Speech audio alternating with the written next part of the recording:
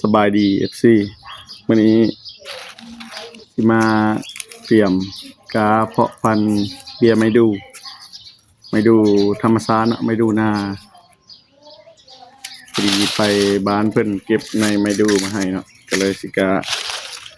าไว้ปลูกเดือน6น้องนั่นก็ยังมี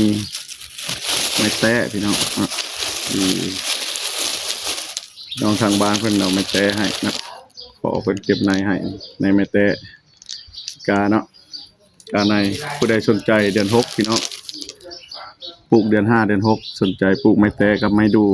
นาเนาะเอาไปปลูกอยู่ดินอยู่สวนสั่งจองไว้เลยพี่น้องเนาะมีให้แน่นอนเดือน6นี้เนาะ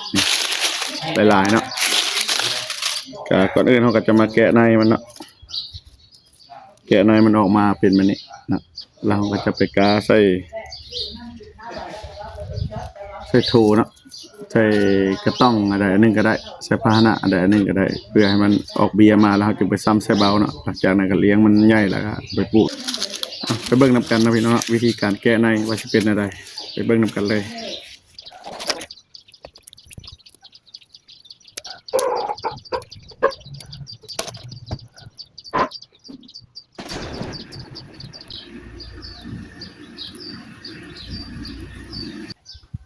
แกะบ่ได้พี่น้องมันแข็ง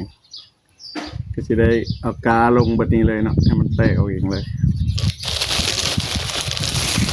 เพราะว่าเขาเก็บเอาอยู่ในนั่นมันแกะบ่ได้แต่ตัวนี้มันออกเองเนาะมันหล่นเนาะใช้เวลายาวนานเนาะพี่น้องพวกไม้แตกกาเนี่ยเพราะว่าเปลือกมันสีเน่าเนาะใช้เวลาโดนเนาะอันนี้ก็ได้พี่น้องซาสามเสี่ยวเด้อพี่น้องเด้อสนับสนุนซาสามเสี่ยวช่วยหน่อยเด้อดีลงข่าวตกข่าวประจำเดือนมาปกติแม่หลังคลอดกินแล้วไปฟื้นฟูทางเพศน้ำแล้วก็อบฟูฮูฟิตดีหลายอย่างพี่น้องเนาะลงข่าวกันสำหรับผู้หญิงเด้อพี่น้องเด้อเอาไปส่งกินได้เด้อนอกนั้นผู้ใดหอยเหม็นเนาะคันทางในว่าไปลิ้นไปเที่ยวไปห้องน้ำนอกสถานที่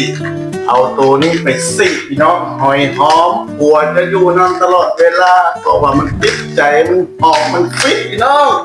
สั่งได้เลยเด้อ